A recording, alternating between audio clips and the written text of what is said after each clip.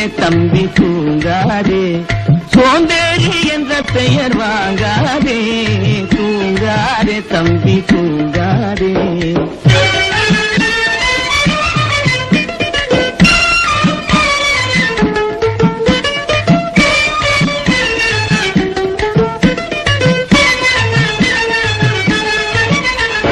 நல்ல பொழுதையெல்லாம் தூங்கி கெடுத்தவர்கள் நாட்டை கெடுத்ததுடன் தானும் கெட்டார்.